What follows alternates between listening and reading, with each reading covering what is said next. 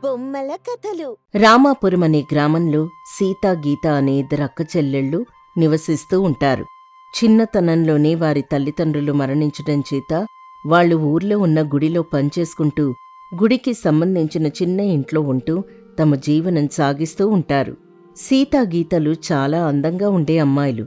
అందరితో కలుపుగోలుగా ఉండే మనస్తత్వం వారిది. వారికి బంధువులెవ్వరూ లేకపోయేసరికి గుడికొచ్చే భక్తుల్ని పిన్ని, బాబాయ్ అంటూ వరుసలు కలుపుకొని మాట్లాడుతూ ఉంటారు. గుళ్ళో పనిచేస్తూ ఉండడం వలన ఊరి జనం వాళ్లని చిన్నచూపు చూస్తూ ఉంటారు. ఒకరోజు గుళ్ళో పూజ ముగిసిన అనంతరం సీతా గీతలు బయట ప్రసాదం పెడుతూ ఉంటారు. వారి దగ్గర ప్రసాదం తీసుకోవడానికి శాంతమ్మ వస్తుంది. హా పిన్ని, ఎలా ఉన్నారు? బాబాయ్ బావున్నారా? బాగున్నాను సీత, మీరెలా ఉన్నారు? ఆ భగవంతుడి దయవల్ల క్షేమంగా ఉన్నాం పిన్ని. వీరి మాటలు పక్కనే ఉన్న రాణి వింటుంది. వాళ్ల దగ్గరకొచ్చి, శాంతమ్మా, ఈ తల్లి తండ్రి లేని అనాథలకు నువ్వు పిన్నివెప్పుడయ్యావు? నీకీ మధ్య సమాజ సేవ ఎక్కువైపోతోంది. అదేంటి రాణక్క అలా అంటావు? ఏదో మాట వరుసకి పిన్ని అని పిలిచాను. ఆ మాత్రం దానికే తననిలా అనాలా? నన్ను అక్క అని మరోసారి పిలవద్దు.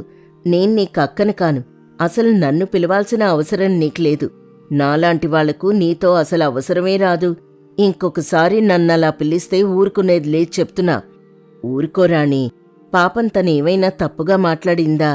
ఎందుకలా కోపడతావు? శాంతమ్మ రాణినక్కడ్నుంచి తీసుకొని వెళ్ళిపోతుంది. రాణి మాటలు విన్న సీతా గీతలు బాధపడతారు. గుళ్ళో పని ముగించుకొని ఇంటికొస్తారు. ఇంటికొచ్చిన తర్వాత రాణి మాటలు గుర్తుకొచ్చి సీతా గీతలు బాధపడుతూ ఉంటారు. గీత, ఇంకా రాణి మాటలకు బాధపడుతూనే ఉన్నావా? నీకు బాధగా లేదా? మనం ఎవ్వరూ లేని అనాథలమని అంటుంటే నీకు బాధ కలగడం లేదా? మనం చిన్నతనం నుంచి ఇలాంటి మాటలు ఎన్నో విన్నాం. ప్రతిదానికి బాధపడుతూ ఉంటే కాలం సాగదు. కాబట్టి వాళ్ళ మాటలు పట్టించుకోకుండా మన పని మనం చేసుకుందాం. నాకు నువ్వు, నీకు నేను, అంతే. ప్రస్తుతం మనం ఊర్లో వాళ్లపై ఆధారపడి బతుకుతున్నాం. మనం కూడా ఊరికి ఉపయోగపడేలా ఏదైనా చేస్తే అప్పుడు ఈ జనం మనల్ని గుర్తిస్తారు. నువ్వన్నట్టుగా అలాంటి అవకాశం వస్తే బావుంటుంది అని అనుకుంటూ ఉంటారు. ఇంతలో వర్షం భారీగా పడుతూ ఉంటుంది. తెల్లవారుతుంది గాని వర్షం తగ్గదు. అలా 4 రోజుల పాటు వర్షాలు కురుస్తూనే ఉంటాయి. ఊరంతా వర్షపు నీటితో నిండిపోయి ఉంటుంది. 5వ రోజు వర్షం కాస్త తగ్గుతుంది. సీతా గీతలు గుడిని శుభ్రం చేసేందుకు వస్తారు. గుడి ప్రాంగణమంతా వర్షం కారణంగా బురదగా ఉంటుంది. దాన్ని శుభ్రం చేయడానికి సీత నీళ్లు తీసుకురావడానికి బిందె తీసుకొని కాలువ దగ్గరికి వెళ్తుంది. కాలువలో వరద నీరు జోరుగా ప్రవహిస్తూ ఉంటుంది. సీత నీళ్లు తీసుకొని కాలువలో నుంచి పైకొస్తుండగా నీటిలో ఒక పాత్ర కొట్టుకొచ్చి తన కాలుకి తగులుతుంది. ఏంటా అని చూస్తుంది. అదొక పెద్ద పాత్ర. దాన్ని తీసుకొని ఒడ్డుకొస్తుంది. దాన్ని శుభ్రం చేసి గుడి దగ్గరికి తీసుకెళ్తుంది. సీతా, ఏంటది? నీకదెక్కడ దొరికింది? కాలువలో వరద నీటిలో కొట్టుకొచ్చింది గీత. ఏంటా అని చూస్తే ఇదొక పాతకాలపు పాత్ర. గుడి దగ్గర పెడితే దేనికో దానికి ఉపయోగపడుతుందని తీసుకొచ్చాను. సరేగాని అదక్కడ పెట్టి వెళ్ళి నీళ్లు తీసుకురా. గుడంతా శుభ్రం చెయ్యాలి. చాలా నీళ్లు కావాలి. త్వరగా వెళ్ళి నీళ్లు తీసుకురా. సీత సరే అని ఆ పాత్రనక్కడ పెట్టి మళ్లీ నీళ్లు తెచ్చేందుకు కాలువకి వెళ్తుంది. గీత గుడిని శుభ్రం చేస్తూ ఉండగా ఆ పాత్రలో కొన్ని నీళ్లు గీత తెలియకుండానే పోస్తుంది. కొద్దిసేపటికి ఆ పాత్ర నిండా నీళ్లొస్తాయి. ఇంతలో సీత నీళ్లు తీసుకొచ్చి ఆ పాత్రలో చూసేసరికి నీళ్లుంటాయి. గీత, ఈ పాత్రలోకి నీళ్లెలా వచ్చాయి? నువ్వే కదా నీళ్లు తీసుకొస్తున్నావు. నన్నడుగుతావేంటి? ఇందులో నేను నీళ్లు పోయలేదు. అయినా దీనిలో నిండుగా నీళ్లెలా వచ్చాయి? సరే, ఎలా వస్తే ఏంటి? ముందు మనం గుడిని శుభ్రం చేయాలి. ఈ నీటితో ఇద్దరం కలిసి గుడి మొత్తం శుభ్రం చేద్దాం. ఇద్దరూ కలిసి ఆ నీటితో గుడిని శుభ్రం చేస్తూ ఉంటారు. సీత ఆ పాత్రలో నీళ్లు తీసి వాడుతున్న కొద్దీ మళ్లీ ఆ పాత్రలోకి నీళ్లొస్తూ ఉంటాయి. కొద్దిసేపటి తర్వాత అది గమనించిన సీతా గీతలు ఆశ్చర్యపోతూ దాన్ని చూస్తూ ఇలా అనుకుంటారు. సీతా, ఇదేదో మాయాపాత్రలా ఉంది. మనం ఇందులో నుంచి ఎన్ని నీళ్లు తీసినా మళ్లీ వస్తున్నాయి. అవును గీత, మనం తీసిన కొద్దీ నీళ్లు వస్తూనే ఉన్నాయి. ఇప్పుడు మనం ఏం చేద్దాం? మనం చేయడానికేం లేదు గాని దీన్ని జాగ్రత్తగా మన ఇంటికి తీసుకెళ్దాం. తర్వాత దీని గురించి ఆలోచిద్దాం ఇద్దరూ కలిసి గుడి మొత్తం శుభ్రం చేసి ఆ పాత్రను తీసుకుని ఇంటికొస్తారు. ఇంట్లో సీతాగీత ఇలా మాట్లాడుకుంటూ ఉంటారు. గీత, ఈ పాత్రలో కొద్దిగా నీళ్లు పడితేనే పాత్ర నిండా నీళ్లొచ్చాయి. నీళ్లు మాత్రమే వస్తాయా, లేక ఇంకా ఏమైనా వస్తాయి లేదో ఒకసారి దీన్ని పరీక్షించి చూద్దామా? నా మనసులో ఏదైతే మెదులుతోందో అదే నువ్వు బయటికి చెప్పావు. నాక్కూడా దీన్ని పరీక్షించాలనే ఉంది, కానీ ఎలా? అనేసరికి సీత ఆ పాత్రను శుభ్రం చేసి అందులో తన దగ్గరున్న రూపాయి బిళ్లను వేస్తుంది. కొద్దిసేపటి తర్వాత ఆ పాత్ర నిండా రూపాయి బిళ్లలు ప్రత్యక్షమవుతాయి. వాటిని చూస్తూ ఆశ్చర్యపోతూ సీత, గీత, ఇందులో నీళ్లు మాత్రమే కాదు, ఏది వేసినా తిరిగి ఎన్నో రెట్లుగా మారిపోతోంది. ఇది మనకా దేవుడు ప్రసాదించిన అక్షయ పాత్ర. దీన్ని మనం జాగ్రత్తగా ఉపయోగించాలి. అవును గీత, ఊర్లో మనల్ని గౌరవించేవారికన్నా అగౌరవపరిచేవారే ఎక్కువగా ఉన్నారు. దీని ద్వారా అయినా నలుగురికి సహాయం చేసి మన గౌరవ మర్యాదల్ని పెంచుకుందాం. అలాగే చేద్దాం, ఇద్దరూ అనుకుంటారలా. ఆ రోజు రాత్రి వర్షం ఎక్కువ పడుతుంది. అప్పటికే 4 రోజులుగా వర్షం పడుతూ ఉండటం వల్ల ఊళ్ళోని పొలాలు పూర్తిగా నీట మునిగిపోతాయి. రోజువారీ కూలీలు పనుల్లేక ఖాళీగా ఉంటారు. మళ్లీ వర్షం పడేసరికి చాలా కుటుంబాల్లో తినడానికి తిండి కూడా లేక ఊర్లో కరువు ఏర్పడింది. తర్వాతి రోజు వర్షం పూర్తిగా తగ్గుతుంది. కాని వర్షం వల్ల జరిగిన నష్టం ఎక్కువగా ఉంటుంది. గీత, సీతలు గుళ్ళో పనిచేస్తూ ఉండగా గుళ్ళో పంతులుగారు వాళ్ల దగ్గరకొచ్చి ఇలా అంటారు. ఈరోజు స్వామి దర్శనానికి ఎవ్వరూ రాలేదమ్మా. అవునండి, ప్రతిరోజు చాలామంది భక్తులొచ్చేవారు. వర్షం తగ్గిన తర్వాత ఈరోజు అసలెవ్వరూ రాలేదు. ఎలా వస్తారు చెప్పు? వర్షాల కారణంగా పంట పొలాలు మొత్తం నీటిలో మునిగిపోయాయి. రోజువారీ పనులు చేసుకునే వారికి పనులు లేక, ఇంట్లో పరిస్థితులు సరిగ్గా లేక ఎవరు సహాయం చేస్తారా అని సహాయం కోసం ఎదురుచూస్తూ ఉన్నారు. ఏ దేవుడైనా కరుణించి మన ఊరి జనాలకు సాయం చేస్తే బావుంటుంది అని చెప్పి పంతులుగారు వెళ్ళిపోతారు. సీతా, గీతలు ఊరి జనం గురించి ఆలోచనలో పడతారు. కొద్దిసేపటి తర్వాత సీతా, గీతలు ఇలా మాట్లాడుకుంటూ ఉంటారు. గీత, ఊళ్ళో జనాలు చాలా కష్టాలు ఎదుర్కొంటున్నారు. ఈ సమయంలో వాళ్ళకి మనం తప్ప ఎవ్వరూ సహాయం చేయలేరు. అవును సీత, మన దగ్గరున్న అక్షయ పాత్రతో మన ఊర్ని, మన ఊరి జనాన్ని మనమే కాపాడుకుందాం. అయితే ముందుగా ఊళ్ళో చాలామంది ఆకలితో ఉన్నారు. వాళ్ళందరికీ భోజనం పెడదాం. సరే, అలాగే చేద్దాం. ముందుగా ఊళ్ళోకి వెళ్ళి గుడి దగ్గర భోజనం ఏర్పాట్లు జరుగుతున్నాయని అందరికీ చెప్దాం. నేను వెళ్ళి ఊరందరికీ చెప్పొస్తాను. ఇంతలో అక్షయ పాత్రతో భోజనానికి కావలసిన అన్ని ఏర్పాట్లు చెయ్యి అని చెప్పి సీత ఊళ్ళోకెళ్ళి అందరికీ గుడి దగ్గర భోజనాలు పెడుతున్నామని చెప్తుంది. తను వచ్చేలోపు గీత భోజనానికి కావలసిన అన్ని ఏర్పాట్లు అక్షయ పాత్ర ద్వారా సిద్ధం చేసి ఉంచుతుంది. మధ్యాహ్నం సమయానికి ఊళ్ళోని జనమంతా భోజనానికి గుడి దగ్గరకొస్తారు. సీతా, గీతలందరికీ భోజనాలు పెడుతూ ఉంటారు. గుడి దగ్గర జనాలతో హడావిడి మొదలవుతుంది. అది తెలుసుకున్న పంతులుగారు అక్కడికొచ్చి ఇలా అంటారు. సీతా, గీత, ఏంటిదంతా? ఊరంతటికీ భోజనాలు ఎలా ఏర్పాటు చేశారు? పంతులుగారి మాటలు విన్నా అక్కడి జనం ఆశ్చర్యపోతారు. ఇదంతా పంతులుగారే చేయిస్తున్నారని వాళ్ళు అనుకుంటారు. కానీ సీతా, గీతలు చేస్తున్నారని వారికప్పుడే తెలుస్తుంది. సీతా, గీతలు పంతులుగారికి ఇలా సమాధానం చెప్తారు. పంతులుగారు, ఇన్నాళ్ళు మేమీ ఊరి జనం మీద ఆధారపడి బతికాం. ఇన్నాళ్లకి మాకు వారి రుణం తీర్చుకునే అవకాశం వచ్చింది. అందుకే ఆపదలో ఉన్నవారికి సహాయం చేయాలని మేమీ ఏర్పాట్లు చేశాం. ఇది మాత్రమే కాదు పంతులుగారు, మన ఊరి రైతులందరికీ మాకు తోచిన విధంగా ఆర్థిక సహాయం కూడా చేయాలని నిర్ణయించుకున్నాం. మీరు చేస్తుంది మంచి పనే, కానీ ఇదంతా మీకెలా సాధ్యమైంది? ఇన్నాళ్లు గుళ్ళో పనిచేస్తూ జీవనం సాగించిన మీరు ఇదంతా ఎలా చేయగలుగుతున్నారు? అప్పుడు సీతా, గీతలు పంతులుగారికి అసలు విషయం చెప్తారు. పంతులుగారు, మాకు మొన్న కురిసిన వర్షంలో ఒక మాయా అక్షయ పాత్ర దొరికింది. దాని ద్వారా మన ఊరి రుణం తీర్చుకునే అవకాశం దొరికింది. మీరు చాలా గొప్ప పని చేస్తున్నారమ్మా. ఆ దేవుడు మిమ్మల్ని కలకాలం చల్లగా చూడాలి అని దీవిస్తాడు. అసలు విషయం తెలుసుకున్న ఊరి జనం సీతా, గీతలు చేసిన సహాయానికి వాళ్లని అభినందిస్తారు. భోజనాలు పూర్తయిన తర్వాత అక్షయ పాత్ర ద్వారా వచ్చిన రూపాయి బిళ్లల్ని ఊర్లోని రైతులకు పంచిపెడతారు. ఆ రోజు నుంచి ఊళ్ళో సీతా, గీతల్ని గౌరవంగా పిలుస్తూ మర్యాద ఇస్తూ ఉంటారు. సీతా, గీతలను అవమానించిన వారు సైతం తమ తప్పు తెలుసుకొని వారిని గౌరవిస్తారు. పెద్దగూడెం అనే ఓ చిన్న పల్లెటూరులో రామయ్య అనే రైతు ఉండేవాడు. అతనికి 2 కొడుకులు. పెద్దవాడు రాఘవ, చిన్నవాడు మధు. రామయ్య కష్టపడి సంపాదించిన కొద్దిపాటి పొలం, ఒక చిన్న ఇల్లు, ఇవే అతని ఆస్తి. ఓ రోజు రామయ్య తన భార్య సులోచనతో, సులోచన, ఈ రోజు పొలానికి వెళ్ళాలని అనిపించటం లేదే. ఏంటండి? ఏమైంది? ఒంట్లో నలతగా ఉన్నట్టు అనిపిస్తోంది. వయస్సు మీద పడుతుంది కదా. అవేం మాటలండి? ఈ ఊర్లో మీలా పనిచేసేవాళ్ళు ఎవరైనా ఉన్నారా చెప్పండి? నిజమే అనుకో, కానీ ఇక మీదట ఒంట్లో శక్తి లేదని అనిపిస్తోంది. సరే, పోనీ ఈ రోజుకి పిల్లలు చూసుకుంటారులేండి. నేను అదే అనుకుంటున్నాను. ఏది, ఇద్దరిని పిలు. రేయ్ రాఘవా, మధు, ఇద్దరూ ఇలా రండి అని పిలుస్తుంది. 2 అన్నదమ్ములు అక్కడికొస్తారు. అబ్బా, ఏంటమ్మా పొద్దున్నే మీ గోల నిద్రపోనివ్వకుండా? రేయ్, సూర్యుడు నడి నెత్తిమీదికొచ్చే సమయం అయింది. ఇంకా ఆ ముద్దు నిద్రేంట్రా? అదమ్మా, అలా చెప్పు. రేయ్, నోర్ముయ్, లేదంటే నీకు 4 పడతాయి. అబ్బా, ఆపండ్రా మీ అల్లరి. ఇంత పెద్దవాళ్ళయ్యారు, ఇంకా ఏంటిలా? సరే సరే, మీరిద్దరూ అమ్మ చెప్పింది జాగ్రత్తగా వినండి అంటాడు రామయ్య.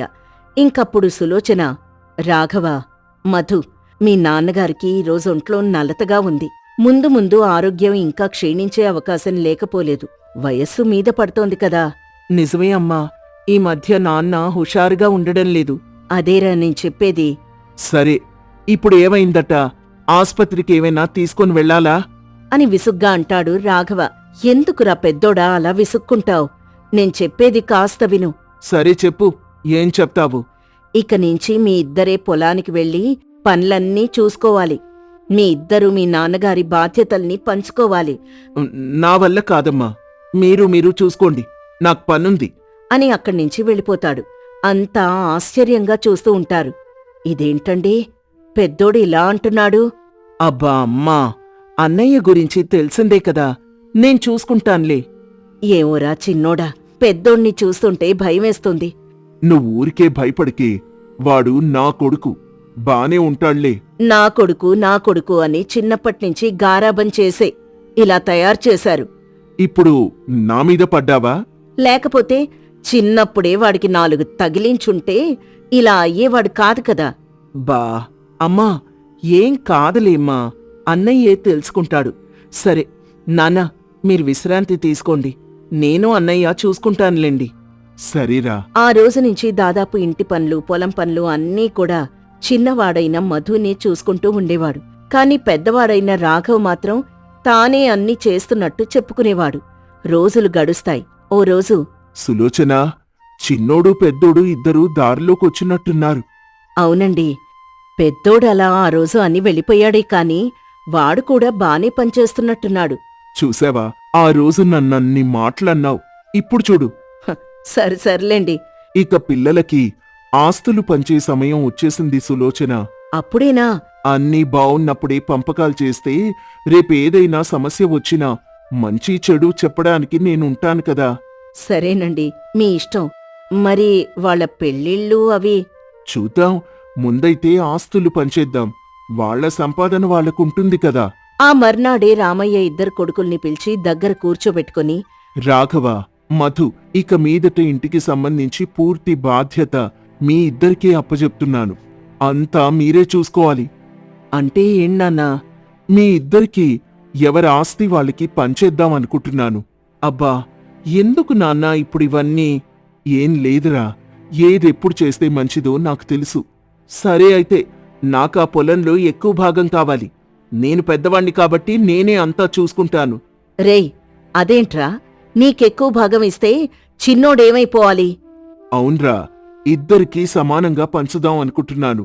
అమ్మా, ఒకటే మాట, నాకాస్తిలో ఎక్కువ భాగం ఇస్తాను అంటేనే ఇంట్లో ఉంటాను, లేదంటే ఇల్లు వదిలి వెళ్ళిపోతాను అని అక్కడ్నించి వెళ్ళిపోతాడు రాఘవ. ఓ 2 రోజులు ఇంట్లో ఈ విషయం గురించి చర్చలు జరుగుతాయి. ఈ విషయం గురించి ఎక్కువ ఆలోచించి రామయ్య ఆరోగ్యం దెబ్బతిని అతను మరణిస్తాడు. ఆ తర్వాత కొద్ది రోజులకు మధు సులోచన్తో ఇలా అంటాడు. అమ్మా, నువ్వేం బాధపడకు, నేను అన్నయ్య అంతా చూసుకుంటాన్లే. ఏవోరా చిన్నోడా, ఆయన ఉన్నప్పుడే మీ ఆస్తి పంపకాలైపోతే బావుండేది. ఇప్పుడేమవుతుందో ఏంటో. ఏం కాదులేమ్మా. ఆ పెద్దోణ్ణి ఇటు రమ్మని చెప్పు. అన్నయ్యా, అన్నయ్యా, అమ్మ పిలుస్తోంది, ఒకసారి ఇలా రా. అని పిలవడంతో చాలా చిరాగ్గా విసుగ్గా రాఘవ అక్కడికొస్తాడు.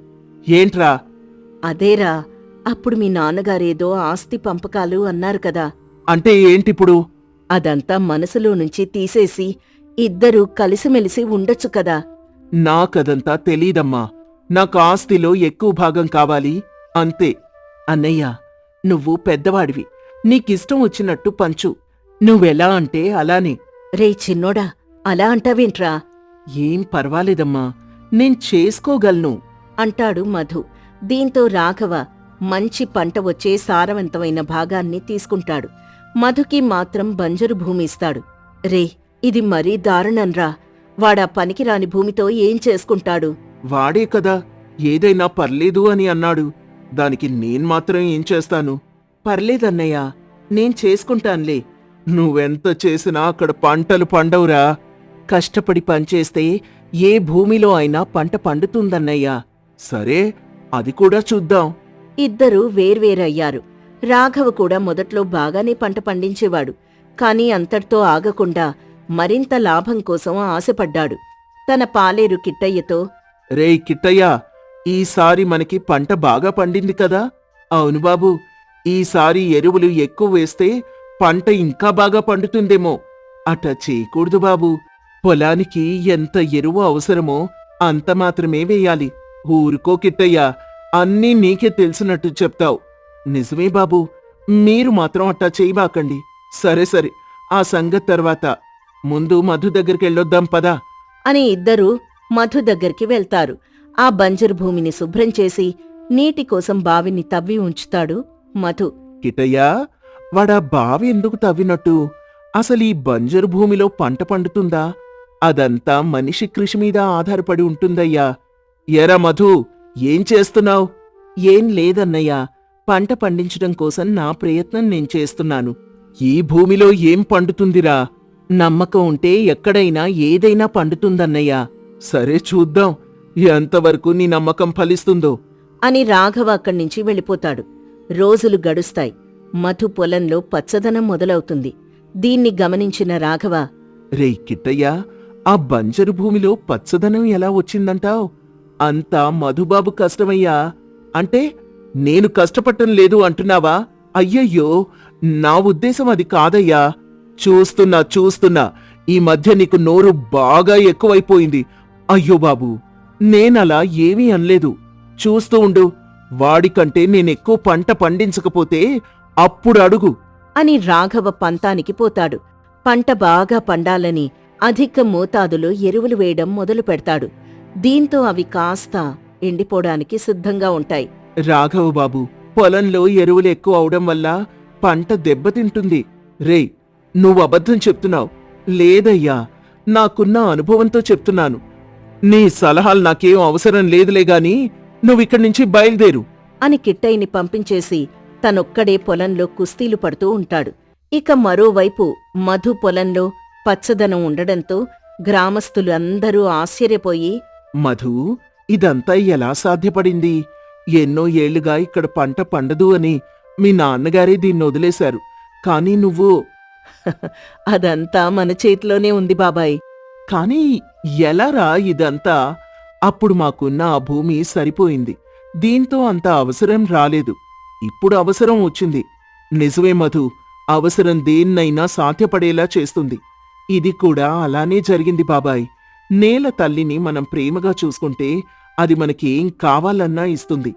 శభాష్ మధు, నువ్వు మన గ్రామంలో చాలా మందికి ఆదర్శంగా నిలుస్తావు. అని మెచ్చుకొని వెళ్ళిపోతాడు. అలా గ్రామం మొత్తం మధుని మెచ్చుకుంటుంది. ఇది రాఘవ వరకు వెళ్తుంది. దీంతో రాఘవ తనలో తాను ఎలా అయినా వాడికంటే ఎక్కువ పంట పండించాలి అని అనుకొని ఇంకాస్త ఎక్కువ ఎరువులు వేస్తాడు. దీంతో మొదటికే మోసం వచ్చి పంటంతా నాశనమైపోతుంది. కొద్ది రోజుల తర్వాత రాఘవ మధు దగ్గరకొస్తాడు. మధు, ఇది నిజంగా నువ్వే చేశావా? అవునన్నయ్యా, కష్టపడి చేశాను. నేను మంచి భూమి తీసుకున్నా. కాని పంట పండలేదు. నువ్వు బంజరు భూమిని ఇలా మార్చేశావు. అదేంటన్నయ్యా, అది మంచి పంట పండే భూమే కదా. అది మధు, ఏమైందంటే. ఏంటన్నయ్యా, ఏమైంది? ఏం లేదులేరా అని బాధతో అక్కడ్నించి వెళ్ళిపోతాడు రాఘవ. రోజురోజుకి రాఘవ పరిస్థితి దారుణంగా మారిపోతుంది. ఎరువుల కోసం తీసుకున్న అప్పులు పెరిగిపోతాయి. ఇక చేసేదేం లేక మళ్ళీ మధు దగ్గరకొస్తాడు. మధు, రేయ్ మధు, ఇంట్లోనే ఉన్నావా? రాఘవా, నువ్వేంట్రా ఇలా? రారా, లోపలికి రా. ఎన్నాళ్లయిందిరా నిన్ను చూసి. అమ్మా, అది మధు ఉన్నాడా? పొలానికి వెళ్ళాడ్రా, వచ్చేస్తాడు. నువ్వు లోపలికి రా నాన్నా ముందు అని లోపలికి పిలిచి భోజనం వడ్డిస్తుంది. రాఘవ ముఖంలో ఆ బాధ స్పష్టంగా కనిపిస్తుంది. ఏంట్రా అదోలా ఉన్నావ్? ఏం లేదమ్మా అని అంటూ ఉండగానే మధు అక్కడికొస్తాడు. అన్నయ్యా, నువ్వేంటిక్కడా? నీకోసమే వచ్చాను మధు. ఏమైందన్నయ్యా? నేనత్యాశకి పోయి చాలా పెద్ద తప్పు చేశాను మధు అని జరిగిన విషయం మొత్తం చెప్తాడు. అన్నయ్య, నీ పరిస్థితి నాకు అర్థమైంది. నీక్కూడా చాలా అన్యాయం చేశాన్రా. నన్ను క్షమించరా మధు. అన్నయ్య, నువ్వలా అనకు. నువ్వు పెద్దవాడివి. ఇప్పుడు నేనేం చెయ్యలేని పరిస్థితిలో ఉన్నాను మధు. నువ్వేం బాధపడకన్నయ్యా. ఇక నుంచి మనిద్దరం కలిసి పనిచేద్దాం అనంటాడు. అప్పట్నుంచి ముందులా కాకుండా రాఘవ కాస్త ఎక్కువ సహాయం చేస్తూ ఉంటాడు. కొద్ది రోజుల తర్వాత, ఇప్పుడు అర్థమైంది మధు. కష్టం లేకుండా లాభం రాదు. అన్నయ్య, ఎక్కువ ఆశపడకుండా చేస్తే ఫలితం అదే వస్తుంది. అది నాకిప్పుడిప్పుడే అర్థం అవుతుందిరా. అత్యాశకు పోతే ఎంత నష్టం వస్తుందో తెలిసొచ్చింది. కష్టం, సహనం ఇవే మనిషిని నిలబెడతాయన్నయ్యా. ఇక నుంచి నేను కూడా కష్టపడి జీవిస్తాన్రా. నేన్నీకెప్పుడూ సహాయం చేస్తూనే ఉంటానన్నయ్యా అనంటాడు. అప్పట్నుంచి ఇద్దరూ కలిసి కష్టపడి పనిచేస్తూ వ్యవసాయంలో లాభాలు చూస్తూ ఉంటారు. అత్యాశ వల్ల మనం కోల్పోతాం, కష్టం వల్ల మనం ఎదుగుతామని అందరికీ అన్నదమ్ములిద్దరూ ఉదాహరణగా